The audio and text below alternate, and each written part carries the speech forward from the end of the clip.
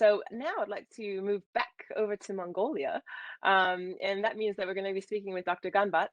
And one of the things that we'd like to hear from your point of view as well, Dr. Ganbat, is similarly, from your own perspective, has EANET played some role in policy making in Mongolia on acid deposition, or maybe more broadly on air pollution? And in what ways do you see this, manifesting, or also opportunities in the future too? If you, similar to what Professor Akimoto was mentioning, ways in which moving forward there could be more ways the network could be contributing. Over to you.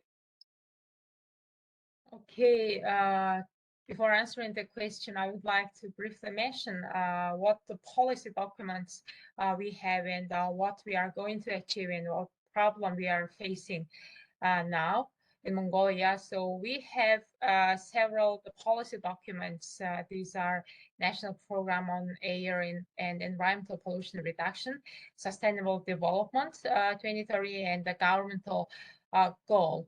So as defined in the National Program of Air and Environmental Pollution Reduction, the reduction of air pollution by 80% is expected by 2025. And meanwhile, since we have started to implement the action plan of the national program, which is approved in 2017, the reductions of PM 2.5 and the PM 10 by half are already seen due to the transition from raw coal to upgraded briquette fuel in Ulaanbaatar. But at the same time, we faced the immediate challenge with the SO2. SO2 has been doubled since doubled during the heating season since the transition from raw coal to the briquette fuel. So successful emission control measures are still expected. The Sustainable Development 2030 criteria projects to reduce the PM by 6.5% annually. So in order to achieve such goals, we need professional, comprehensive actions. In the EANET framework, the Mongolia has been deeply involved in the various activities such as the monitoring, technical assistance, research, the trainings, capacity building, public awareness, and etc.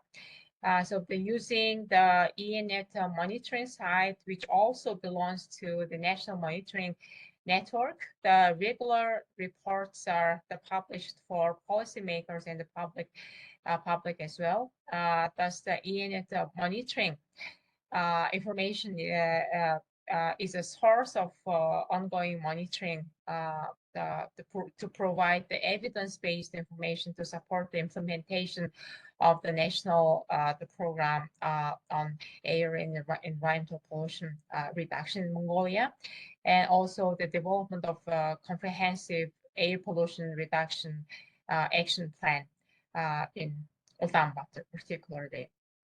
In addition to the monitoring, with the support by EANET, the emission inventory, the manual was developed and approved by the Minister of Environment and Tourism Mongolia in 2019.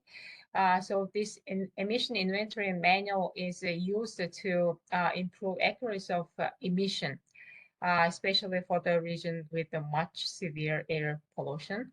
Also, it's useful for developing Mongolia's national emission inventory of air pollutant and the further support for the formulation of the effective air pollution control measures. And also, before utilizing this manual, the capacity development was conducted in Mongolia, and accurately estimated emission inventory data provided a useful input for numerical models to conduct the various the numerical simulations. Yeah, and also the researchers from Mongolia actively participate in the capacity building, the trainings, and also they produce the research publication on air pollution. And not only researchers, also the technical staff that learned a lot on the several training supported by EANET. And the data quality is improved within the EANET activity framework. So all these kind of activities by EANET improved contributed to the improvements in air pollution in Mongolia. Also to achieve the above the mentioned the goals defined in the various the relevant policy documents, the monitoring, reporting, the research capacity building, and other the active the efforts will provide the useful input to policymakers.